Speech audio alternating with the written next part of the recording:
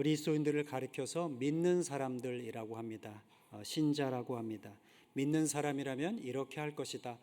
또 믿는 사람으로서 어떻게 그렇게 할 수 있느냐, 이렇게 우리가 말을 하곤 합니다. 믿는다는 게 무엇일까?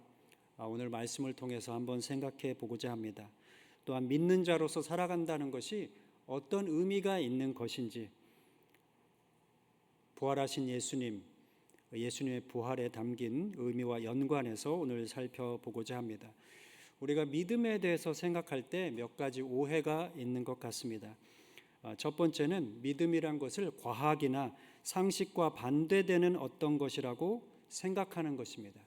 그래서 믿음이 있다라고 했을 때 과학을 초월하고 또 상식을 초월하는 어떤 뭔가를 갖고 있을 때 우리가 믿음이 있다라고 종종 생각하곤 합니다. 그래서 신앙인들 가운데서는 과학이나 상식에 어긋나는 말이나 생각이나 행동을 하고서도 거기에 대해서 뻔뻔합니다.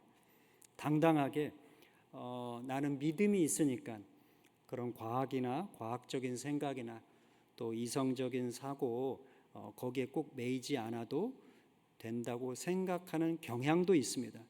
그래서 믿는 사람들이 믿지 않는 사람들과 대화를 하거나 함께 일을 할 때 소통되지 않는 경우가 종종 발생합니다. 믿는 사람들은 과학이나 상식에 어긋나는 말이나 행동을 하면서도 그것에 대해서 충분히 인지하지 못하는 경향이 있기 때문에 그 밖을 벗어나서 우리가 사회 안에서 지역 공동체나 시민 사회 안에서 다른 기독교 신앙을 갖지 않은 사람들하고 어떤 뭔가 일을 도모할 때 상당히 난관을 겪는 일이 있습니다. 두 번째는 믿음을 초자연적인 기적에 대한 수용으로 한정하는 경향이 있습니다. 자연스러운 현상을 거스르는 어떤 일들에 대해서 수용을 하는 것을 우리가 믿음이라고 그렇게 생각합니다. 또 난치병, 낫기 어려운 병에 어떤 사람이 걸렸는데 그 병에 낫게 될 것이다 또는 낫는다라는 것과 관련해서 우리가 믿음을 생각하고요. 또 귀신의 존재를 인정하는 것, 이런 걸 우리가 믿음이라고 생각합니다. 믿음이 이런 초자연적인 면에 대한 또는 기적에 대한 수용의 요소가 있긴 하지만은 반드시 그것에만 한정된다면은 좀 곤란할 수가 있겠습니다. 병에 걸린 어떤 사람이 믿음이 있냐라고 물을 때 어떤 병이 됐든지 간에 하나님께서 초자연적인 기적을 일으키셔서 살리시고 고치실 것이라는 것, 믿음의 일부임에는 분명합니다. 그렇지만 만일 어떤 사람이 그것을 믿음의 전부라고 생각한다면 어떤 일이 발생할까요? 상당히 당혹스러운 일도 발생할 수가 있게 될 것입니다. 또 이 초자연적인 기적에 대한 수용으로 우리가 믿음을 한정하게 될 때는 종종 믿는 사람들이 요행을 바라는 경우가 있습니다. 요행 아시죠? 가능성이 굉장히 적은데 마치 가능성이 굉장히 높은 것처럼 생각하면서 그것을 믿음이라고 간주하고 확신합니다. 그래서 어떤 일에 돌진하거나 매진하게 되는데 나중에 그것이 믿음이었을 수도 있고 믿음을 가장한 자기만의 어떤 확신이었을 수도 있는 것이죠. 어떤 연예인의 그 부인 되는 분이 남편이 하도 이상하게 개차반으로 살다 보니까 남편이 개과천선할 수 있는 방법이 뭐 없을까 신앙적으로 많이 노력을 하다가 기도하는 중에 확답을 받았다고 합니다. 그 확답은 뭐냐면은 남편이 목사가 되면은 이제 더 이상 그런 짓을 하지 않으리라는 그런 확답을 받아서 그런 확신을 갖고 남편을 위해서 기도하면서 결국 그 연예인, 남편이죠. 그 연예인을 목사로 만들었어요.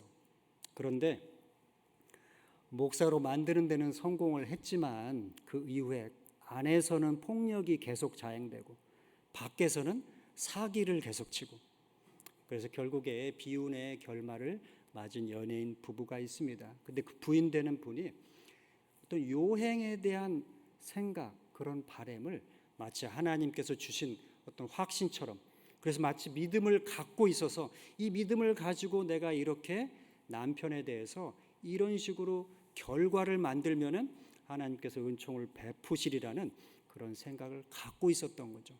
아마도 이분이 그 일을 겪은 이후에는 조금 환멸의 그런 은총도 있었을 것 같습니다. 세 번째, 우리가 믿음이라는 것을 때론 지성적인 동의와 동일시하는 경향이 있습니다. 성경에 대해서 혹은 신앙의 교리에 대해서 지성적으로 납득하게 될 때 내가 믿음이 있다라고 생각합니다. 지성적으로 우리가 성경에 관한 성경 안에 여러 가지 내용, 또 기독교 신앙에 상당히 복잡한 교리들이 있지 않습니까? 그런 것을 납득하게 됐을 때 그것도 참 큰 은총이고, 물론 그것도 믿음의 일부임은 부정할 수가 없습니다. 그렇지만은 거기에만 한정된다면, 믿음을 지성적인 동의에만 한정이 된다면, 지성적인 동의를 하지 못하고 의심과 의구심을 품고 계속 탐구해가는 그런 여정, 과정 중에 있는 사람은 자기가 믿음이 없다고 생각할 수가 있는 거죠. 자, 오늘 말씀에 보면은 도마라는 사람이 나오는데, 우리 새 한글 성경에서는 토마스라고 되어 있습니다. 토마스, 도마 다 같은 말이겠죠. 그리고 또 헬라어로는 디두모라고도 부릅니다. 그 뜻이 쌍둥이이기 때문에 개역 개정 성경을 보면은 도마도 있고 디두모도 있고 쌍둥이도 있고, 그리고 또 우리 새 한글 성경에는 이렇게 토마스라고 되어 있는데 다 같은 이름이죠. 도마라고 하면은 여러분 어떻습니까? 도마라는 사람에 대해서 인상이 좋습니까? 안 좋습니까? 아마 교회를 다니고 성경을 좀 읽어본 분이라면은 이 도마라는 사람은 의심하는 사람이 아니었느냐. 이 의심이라는 것은 믿음의 반대니까. 좀 전에 제가 말씀드린 것처럼 이 사람은 어떤 지성적 동의를 하지 않은 사람이고, 뭔가 의혹과 의심을 갖고 탐구하는 여정 중에, 과정 중에 있는 사람이니까 이 사람은 믿음이 없는 사람이 아니냐, 그렇게 생각할 수가 있을 것입니다. 아마도 오늘 말씀을 통해서 또 찬찬히 이렇게 살펴보다 보면은 반드시 그렇게만 볼 수는 없지 않을까. 도마라는 사람이 지금 살아있다면 약간 억울해할 것 같기도 하고요. 자, 우리가 믿음을 지성적 동의와 동의시할 경우에는 자칫하면 어떤 성경이나 또 신앙적인 교리에 대해서 그것을 과학적으로 파고들어서 어떤 증거를 취득하게 되면은 그것을 통해서 이해하고, 그럼으로써 내가 믿음이 있다고 생각할 수가 있게 됩니다. 네 번째로 종종 우리가 좀 혼동을 하게 되는 것이 믿음을 신념과 혼동합니다. 신념이 있으시죠? 사람들이 신념이 있습니다. 죽었다 깨나도 내가 그것은 지키고 견지하고 고집하는 어떤 그런 생각들의 집합이 있습니다. 그것은 대체로 우리가 우리 내면 깊숙한 곳에 있는 어떤 충동과도 관련이 되고, 우리가 반드시 그렇게 하지 않으면 안 될 것 같은 어떤 그런 뭔가가 작용을 하고 있어서 그것이 이제 신념으로 나타나는 거거든요. 개인에게도 신념이 있고 집단에게도 신념이 있고요. 정치하는 사람들은 정치하는 사람들 안에서 각각, 또 같은 당에 있는 사람도 신념 체계가 다릅니다. 근데 종종 우리가 내가 갖고 있는 어떤 고집하고 있는 견해가 있는데 그것을 믿음이라고 생각하는 경우가 있습니다. 그것이 신념인데 믿음이라고 생각하는 경우에는 나와 다른 신념을 갖고 있는 사람에 대해서 어떻게 할까요? 무조건 배제하게 되겠죠. 그리고 나와 다른 신념을 갖고 있는 건데 마치 믿음이 없는 것처럼 간주를 해서, 나는 내 신념이 충실하니까 나는 믿음이 있고 저 사람은 내 신념과 다른 신념을 갖고 있으니까 믿음이 없으니 내가 그 사람을 가르쳐줘야 되겠죠. 교화시켜야 되겠고, 그러니까 나보다 낮은 사람으로 취급을 해서 관계를 맺는 경우가 왕왕 발생합니다. 자, 이렇게 생각해 보면 믿음이라는 것이 단순하진 않다. 또 우리가 생각하고 있는 그 믿음과 정말 이 기독교 신앙에서 또 오늘 본문을 통해서 말씀해 주고자 하는 그런 믿음이라는 게 좀 차이가 있구나 하는 것을 우리가 어렴풋이 짐작하실 수 있을 겁니다. 믿음이란 것은 어떻게 보면 지금 좀 전에 말씀은 네 가지 믿음에 대한 오류 혹은 착각, 착오, 그것으로부터 벗어나는 것이 믿음의 첫 출발이라고 볼 수가 있습니다. 내 안에 사실은 믿음이 아니라 나 자신의 신념이 있었는데, 또는 과학과 상식을 초월한 초자연적인 기대, 기적에 대한 어떤 바램, 또는 요행에 대한 어떤 요행수를 노리는 것, 이런 게 있었는데 내가 믿음이 있다고 생각했구나. 내가 그것을 깨치는 그 순간에 비로소 참다운 믿음이 우리 안에 찾아올 수 있다고 볼 수 있습니다. 우리는 예수 그리스도를 믿습니다. 그것이 우리가 함께 모일 때마다, 또 우리가 각자의 개인적인 어떤 신앙의 삶에서 기본적으로 갖고 있는 것이죠. 이 믿음을 통해서 우리는 구원에 이릅니다. 구원은 우리가 죄인임에도 불구하고 멸망하지 않고 하나님의 은혜로 생명을 누리는 것입니다. 우리가 구원을 받았고 또한 구원에 이르기 위한 삶을 살아간다는 것은 우리가 일단은 죄인이라는 것을 말하는 것이고요. 동시에 하나님의 은혜를 입어서 죄인임이지만 그럼에도 불구하고 우리가 살아있는 이 땅에서의 삶, 또 그리고 죽은 이후의 저승에서 죽음에 머물지 않고 생명으로 옮겨가는 것을 말합니다. 믿음을 통해서 우리는 구원을 얻었고 또 구원에 점차 이루어가고 이르게 되면서 우리가 생명의 삶, 생명으로 옮겨서 더 이상 죽음의 지배를 받지 않게 됩니다. 그렇기 때문에 믿음이란 것이 기독교인의 삶에서, 한 인간의 삶에서 정말 중요하다고 볼 수가 있습니다. 우리가 물질을 얻고 사람을 얻고 많은 것들을 우리가 얻으면서 살아가고 또 그것이 마땅한 일이지만은 그 많은 것들을 얻고서도 정작 믿음을 얻지 못했다면은 살아도 산 것이 아니라고 말할 수 있습니다. 사람이나 재물이나 많은 것들이 있고 충분히 우리가 그것을 얻지 못하고 했을지라도 여전히 믿음 가운데 있다면은 참으로 살아있는 것이고 우리가 생명을 누리는 자로서 구원의 과정 속에 있다, 이렇게 볼 수가 있을 것입니다. 하나님의 은혜로 믿음이 있게 될 때 우리가 그것을 다른 용어로는 예수 그리스도의 부활에 참여한다고도 말을 합니다. 믿음이 우리 안에 자리를 하고 있을 때, 또 부활에 우리가 참여하게 될 때 우리는 바람에 흔들리고 또 돌부리에 걸려 넘어질지라도 혹은 지옥 같은 삶 속에서도 여전히 생명의 힘에 이끌려 살게 됩니다. 이러한 믿음이 우리 안에서, 또 우리의 가정 안에서, 우리가 머무는 곳곳에서 항상 역사하기를 간절히 기원합니다.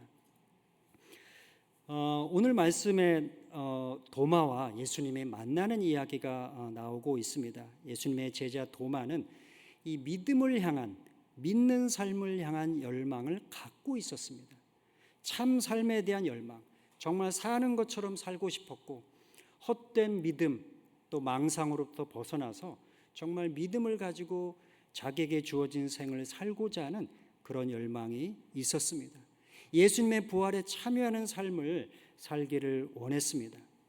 믿음을 향한 도마의 열망이란 것은 조금 전에 제가 언급해드렸던 4가지 믿음에 대한 오해와는 관련이 없습니다. 24절에 나오는 것처럼 도마는 예수님이 부활하셔서 제자들에게 나타나신 그 자리에 없었습니다. 예수님이 부활하셨다고 이제 동료들이 얘기를 하니까 정말일까 싶었습니다. 예수님이 정말 부활하신 것인지 직접 보고 싶었습니다. 그래서 동료들에게 말합니다. 25절의 말씀입니다. 그분의 2 손에서 못 박힌 자국을 보고 그 못 박힌 자국에 손가락을 넣어 보아야겠어. 내 손을 그의 옆구리에 넣어 보아야겠어. 이렇게 말을 합니다. 예수님이 그냥 나타나시는 거, 그걸 보겠다는 말이 아니고 한 걸음 나아가서 예수님의 손에 난 구멍에 거기다 내 손가락을 넣어보고, 또 예수님이 창에 찔리셔서 죽임을 당하셨지 않습니까? 그 옆구리, 그 구멍난 그 옆구리에 내 손가락을 넣어봐야 되겠다, 이렇게 말을 합니다.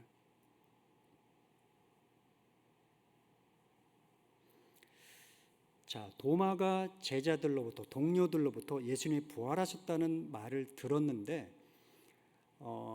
예수님이, 그렇게 나타나신 예수님이 십자가에서 고난을 받으시면서 상처를 입으시고 마침내 죽임을 당하신 그 흔적을 갖고 있느냐를 보겠다는 겁니다. 도마는 너무 당돌한 사람이죠. 그냥 예수님이 나타나는 것으로 만족하지 않고 이 예수님이 가짜인지 진짜인지를 확인하기 위해서는 예수님의 몸에 난 상처, 그거 상처의 흔적, 그 상처의 흔적, 상흔을 확인해야 되겠다는 것입니다. 자기의 손을 넣어서 확인해서 정말 상처의 흔적이 있으면, 그 구멍이 있고 그 틈이 있고 그 찢겨진 그 부분이 만져지면은 비로소 내가 이분이 바로 예수님이시구나, 예수님께서 정말로 부활하셨구나, 예수님께서 죽음의 힘과 권세에 압도되지 않으시고 죽음의 힘을 이기셨구나라고 내가 믿게 될 것이라는 거죠. 도마는 그렇게 예수님을 정말 믿고 싶어 했습니다. 헛된 망상이나 거짓된 믿음에서 벗어나서 정말 참된 믿음으로 살기를 원했기 때문에 이 예수님의 상처라는 것을 직접 확인해 보고자 했던 것입니다. 여러분, 근데 예수님의 상처의 흔적을 만일 보여주시게 될 때 과연 도마는 어떤 마음의 상태가 되었을까요?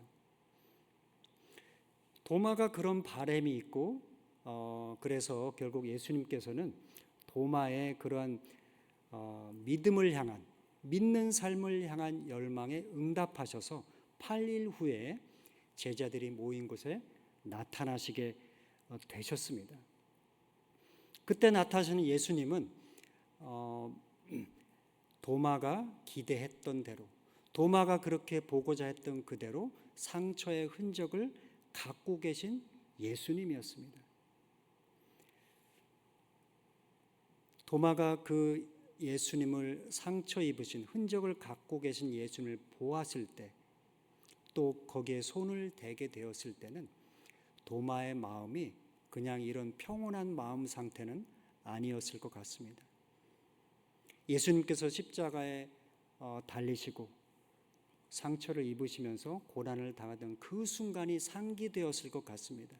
그리고 예수님께서 그렇게 고난을 받으시면서 고통스러워하시는 모습, 또 예수님이 십자가에 달리시기까지 그 여러 가지 음모와 배신 가운데서 예수님께서 또한 겟세마네 동산에 올라가셔서 그렇게 피와 땀을 쏟으시면서 불안에 떨으시면서까지 하나님의 뜻을 찾기 위해서 분투하셨던 그 모습도 도마의 마음속에는 떠올랐을 것이고요.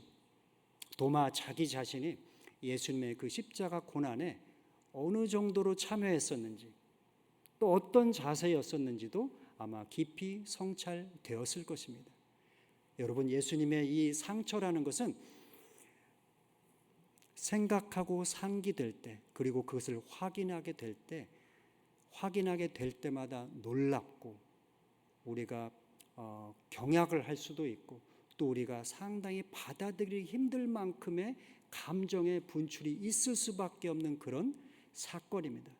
예수님의 이 상처의 흔적이라는 것은 그냥 가만히 우리가 편안하게 누워서 볼 수 있는 것 아니고요, 멀리 떨어진 채로 해서 우리가 마치 제3자처럼 어떤 객관적인 실제처럼 우리가 볼 수 있는 그런 것은 아닌 것이죠.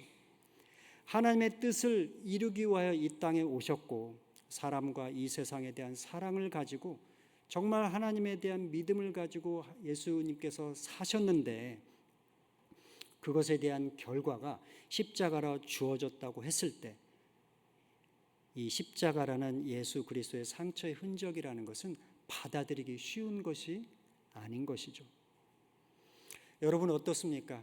한 인간으로서 예수님께서 그러한 상처를 가지셨고, 또 상처의 흔적을 가지실 만큼 그렇게 고난과 고통의 어떤 터널을 통과하셨는데요, 우리 인간 역시 하나님의 아들 예수 그리스도께서 이 땅에 사시면서 그러한 상처의 흔적을 가지신 것처럼 우리 각자도 나름대로 상처의 흔적을 갖고 있습니다. 대부분 우리가 갖고 있는 상처라는 것이 아주 어린 시절에 어머니나 아버지하고의 관계에서, 아버지나 어머니로부터, 또 가정 안에서 아주 가까운 사람으로부터 받은 일종의 배신 또는 폭력 또는 무시 또는 멸시와 깊은 관련을 갖고 있습니다. 자라면서는 학교에 가서 친구들로부터 또는 선생님과의 관계에서, 또 직장에 들어가면서는 또 직장에서 상사로부터, 또 우리가 이모저모로 여러 장소에서 또 공간에서 우리는 항상 상처에 노출되어 있습니다. 어린 시절에 받은 상처도 있고요, 자라면서 받은 상처도 있고, 또 우리가 성장해서 가정을 이루어서 받는 그러한 상처들도 다 있습니다. 이 상처가 어떻게 보면 우리를 구성하는 것이고요, 이 상처라는 것이 어떤 식으로든지 우리의 삶에서 신앙을 통해서, 우리 자신의 영적 훈련을 통해서, 또 여러 가지 자기 마음을 다루는 연습을 통해서 다뤄지긴 하지만, 우리가 이 땅에 사는 동안에는 그 상처의 흔적을 늘 갖고 살아갈 수밖에 없습니다. 상처가 가끔 상기되는 순간이 있습니다. 밤에 잠을 자다가 꿈을 꿀 때 정말 소스라치게 놀라서 깨는 경우, 또 우리가 살아가는 어떤 순간에서 정말 예기치 못한 일을 겪었는데, 그 예기치 못한 일을 통해서 우리가 오래전에 받은 상처가 상기될 수도 있습니다. 다시 재현될 수도 있습니다. 우리 안에 어떤 상처가 나름대로 있다면 그것은 우리가 그것을 상기할 때마다 괴롭고요, 상기할 때마다 또 놀랍고, 상기할 때마다 우리 자신도 알 수 없는 깊은 감정의 실타래 속으로 빠져드는 경향이 있습니다. 그렇기 때문에 그것이 상처가 되는 것이고요, 그 상처라는 것이 우리 자신을, 우리의 존재를 또 구성하기도 하는 것입니다. 인간이라는 존재가 그 상처가 있기 때문에 하나의 인간으로서 세워짐을 얻게 된다고도 볼 수가 있습니다. 우리가 만약 상처가 없다면 어떻게 되겠습니까? 상처가 없다면 그야말로 천사와 같은 존재겠죠. 천사와 같은 존재가 돼서 항상 우리가 어떤 하나님과 신적인 교통을 하게 되고요, 우리가 세상에서 겪는 일에 있어서 걸려서 넘어지는 일도 없고요, 남을 미워하거나 해코지하는 일도 없고요, 또 특별한 이유가 없이 혐오하는 일도 발생하지 않을 것입니다. 우리가 상처가 있기 때문에 상처를 입음으로써 비로소 인간이 되고 인간으로서의 삶을 살게 되는 것입니다. 상처가 없다면 그것은 우리가 인간이라고 말을 할 수가 없고, 신적인 존재 내지는 천사와 같은 존재라고 말을 할 수밖에 없는 것이죠. 그렇기 때문에 우리가 상처를 모두 다 갖고 있는데, 이 상처라는 것이 결국 우리 내면에, 우리 존재의 깊숙한 곳에 항상 자리를 하고 있어서 그것이 필요로 하는 어떤 순간에 그것이 튀어나오게 됩니다.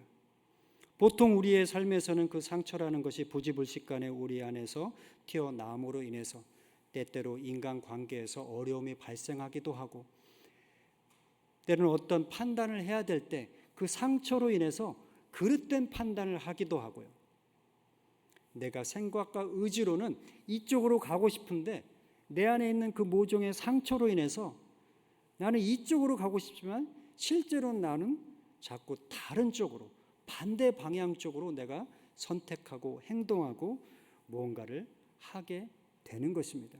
그런 의미에서 본다면 상처라는 것은 우리가 쉽게 통제할 수 없는, 그러나 우리 안에 자리하고 있어서 우리를 항상 움직여가는, 생각하고 상기하면은 여러 가지 복잡한 감정을 일으키면서 우리를 힘들게 하는 그런 우리의 구성 요소라고 볼 수가 있는 거죠. 도마에게, 또 도마와 같은 제자들에게 예수님의 이 상처라는 것, 예수님의 십자가에 달려 죽으셨다고 하는 것이 예수님의 이 상처지만, 그 상처를 생각할 때마다 제자들도 똑같이 그 상처에 사로잡히는 것입니다. 예수님이 겪으셨던 그 고통이 그대로 느껴지는 것이고요, 예수님의 고통에 충분히 참여하지 못한 도마와 또 제자들의 그런 어떤 안타까움과 후회와 죄스러움과 수치심도 그 안에 같이 들어가게 되는 것이고요, 예수님의 상처의 흔적, 그것을 상기하고 또 그것에 손을 넣어보고 하는 것이 도마와 같은 제자, 다른 제자들의 입장에서 보면은 그들 자신이 지금 살아가고 있는 이 삶이라는 것이 이전까지는 그냥 평탄하고 또 좋게만 여겨지고 어떤 장밋빛 미래에 대한 구상으로 꿈에 부풀었다가도 예수님의 상처의 흔적이 상기되면은 그런 장밋빛 꿈 같은 것도 왠지 모르게 사그러들고요. 미래에 대한 소망 같은 것도 줄어들게 되고요. 그렇게 볼 때 도마라는 이 제자가 예수님의 상처의 흔적을 만지고 싶다는 것이 정말 매우 고귀하고 숭고한 욕망이라는 것을 우리가 알 수 있습니다. 도마는 예수님의 그 상처와 하나가 되고 싶은 거죠. 예수님이 겪으신 그 상처와 십자가의 죽음의 또 고통과 그 고난, 그것에 더 참여하고자 원했던 것입니다. 그것을 만져봄으로 인해서 그 기억이 상기되고 그것으로 인해서 자기가 괴롭고 자기 안에 또 자리한 그 도마 자신만의 상처가 건드려지고 그것이 매우 불편하고 힘들지라도 그것은 피할 수 없는 것이고 그것이야말로 도마라는 사람이 앞으로의 삶에서도 여전히 같이 함께 동반하면서 살아가야 되는 실제라는 것을 도마는 어렴풋이 알았을 것입니다. 도마는 그래서 그러한 욕망을 표출했고 예수님께서는 어떠했습니까? 예수님께서는 도마의 이러한 열망을 의심하는 자 혹은 회의주의자라고 치부하지 않으시고 그것을 인정해 주셨습니다. 예수님은 도마의 이러한 열망에 응답하시기 위해서 다시 한번 제자들에게 나타나셔서 그리고 말씀을 해 주셨습니다. 도마에게 직접 하신 말씀이 27절에 기록되어 있습니다. 너의 손을 가져와서 내 옆구리에 넣어 보아라. 믿지 않는 사람으로 남지 말고 믿는 사람이 되어라. 예수님은 도마가 예수님의 그 상처에 깊이 참여해서 예수님과 하나 되고자 하는 그런 열망을 들어서 응답해 주시면서 믿는 사람이 되라고 자신의 몸을 다시 한번 도마에게 허락합니다. 예수님은 자신의 상처의 흔적을 직접 보여주셨습니다. 그런데 예수님이 자신의 상처의 흔적을 보여주실 때 예수님은 그 상처의 흔적이라는 것이 예수님에게 더 이상 고통의 대상은 아니었고요. 또한 수치심의 대상도 아니었습니다.